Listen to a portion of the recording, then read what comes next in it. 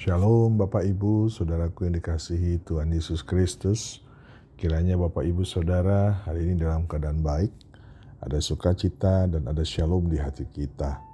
Kita berjumpa kembali dalam Sapaan Damai Sejahtera hari ini 7 Oktober 2022. Renungan Samas kita hari ini kita ambil tema ikut menderita dan jadilah kuat. Mari kita minta hikmat Tuhan sebelum kita bersama merenungkan firman Tuhan. Bapa di dalam surga, kami datang menyapamu Tuhan untuk mohon pimpinan Tuhan, untuk kami bersama mau merenungkan firman-Mu. Tuntun dan pimpin kami, buka hati dan pikiran kami, untuk Tuhan beri hikmat agar kami memahami kebenaran akan firman-Mu. Dalam nama Tuhan Yesus kami berdoa. Amin. Bapak Ibu yang terkasih, bacaan kita hari ini diambil dari kitab surat Paulus kepada Timotius yang kedua, pasalnya yang kedua hingga 7. Dan kita akan membacanya dengan judul perikop panggilan untuk ikut menderita. Demikian firman Tuhan. Sebab itu, hai anakku, jadilah kuat oleh kasih karunia dalam Kristus Yesus. Apa yang telah engkau dengar daripadaku di depan banyak saksi, percayakanlah itu kepada orang-orang yang dapat dipercayai, yang juga cakap mengajar orang lain. Ikutlah menderita sebagai seorang prajurit yang baik dari Kristus Yesus, seorang prajurit yang sedang berjuang tidak memusingkan dirinya dengan soal-soal penghidupannya, supaya dengan demikian ia berkenan kepada komandannya. Seorang olahragawan hanya dapat memperoleh mahkota sebagai juara apabila ia bertanding menurut peraturan-peraturan olahraga.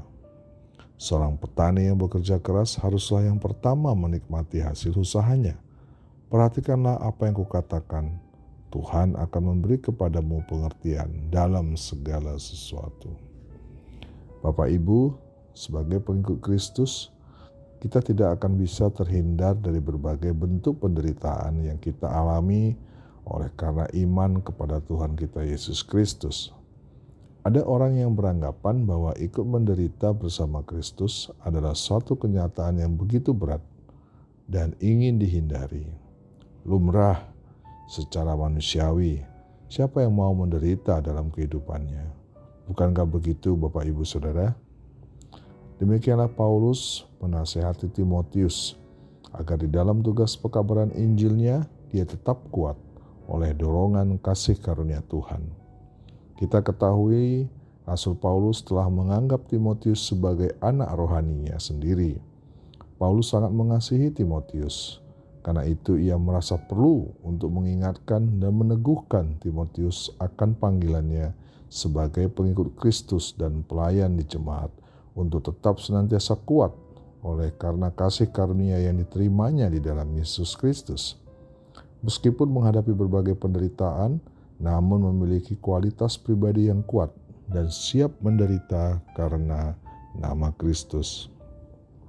Kepada Timotius, Paulus menggambarkan kehidupan pengikut Kristus dengan berbagai profesi pada konteks zaman itu, seperti seorang prajurit, ayat yang keempat, olahragawan di ayat yang kelima, dan petani di ayat yang keenam.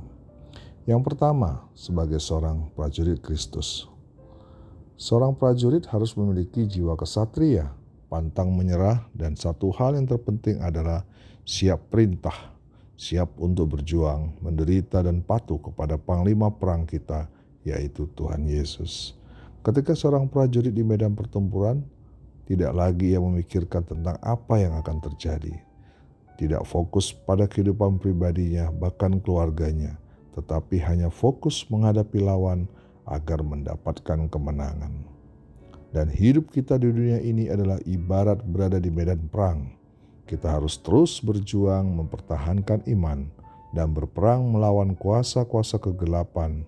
Oleh karena itu, dalam kitab Efesus 6 ayat 11, kita diminta untuk kenakanlah seluruh perlengkapan senjata Allah supaya kamu dapat bertahan melawan tipu muslihat iblis. Yang kedua, dalam ayat 5, Paulus menasihati Timotius dalam tugas pelayanannya untuk menjadi seorang olahragawan. Bapak Ibu, sebagai seorang olahragawan, kita harus tekun berlatih dengan keras dan taat kepada peraturan yang diberlakukan saat mengikuti pertandingan. Karena jika tidak bermain menurut aturan pertandingan, maka kita akan didiskualifikasi. Begitu pula sebagai pengikut Kristus, kita harus patuh kepada aturan, yaitu firman Tuhan.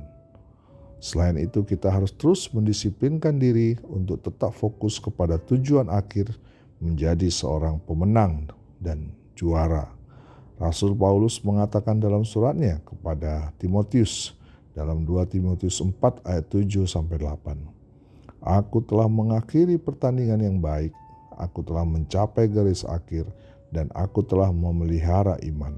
Sekarang telah tersedia bagiku mahkota kebenaran yang akan dikaruniakan kepadaku oleh Tuhan. Mahkota ini adalah mahkota hasil perjuangan yang di dalamnya terkandung berkat-berkat Tuhan yang senantiasa menyertai kehidupan kita. Yang ketiga, sebagai seorang petani. Seorang petani adalah pekerja keras sekaligus penyabar mengharapkan panen yang melimpah.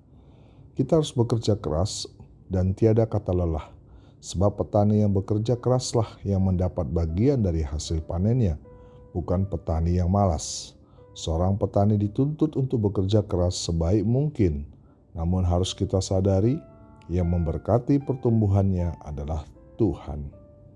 Di dalam Amsalnya Salomo menulis, pada musim dingin si pemalas tidak membajak, jikalau ia mencari pada musim menuai, maka tidak ada apa-apa. Amsal 20 ayat 4. Lalu seorang petani harus sabar menunggu hingga musim panen tiba sebelum menikmati hasil jerih payahnya. Jadi tidak dalam semalam benih itu bisa dipanen. Dalam setiap usaha dan perjuangan kita dalam hidup ini harus ada kesabaran, yaitu sabar dalam pengharapan kepada Tuhan Yesus.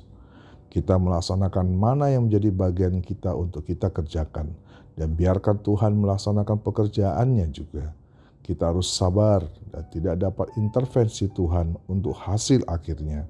Namun yang pasti kita sudah melakukan sesuai dengan yang Tuhan perintahkan dalam hidup kita. Kita harus belajar untuk tekun dan bekerja dan terus menabur dalam roh, karena pada saat yang tepat kita akan menuai hasilnya. Dalam proses menunggu itu, kita harus tetap sabar dan jangan menjadi lemah. Bapak, Ibu, dan saudara terkasih, sungguh hidup kekristenan membutuhkan perjuangan dan kerja keras. Disinilah firman Tuhan ingin meneguhkan kita bahwa ketika kita mau setia kepada pengajaran dan didikan Tuhan, kita akan menjadi kuat dan semakin kuat dan siap menderita dan mampu menjalani kehidupan kita. Sebab kita tahu bahwa Tuhan turut serta dalam kehidupan kita.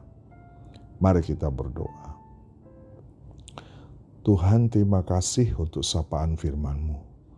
Tolong Tuhan jadikan kami kuat dalam kami menghadapi setiap pergumulan dan penderitaan yang ada. Jadikan kami prajurit pejuang-pejuang Tuhan, menjadi petarung olahragawan yang sejati, dan menjadi seorang penyabar dalam pengharapan kepadamu Tuhan, seperti seorang petani yang penyabar untuk menantikan hasil panennya. Terima kasih Tuhan Yesus, dalam nama-Mu kami berdoa. Amin.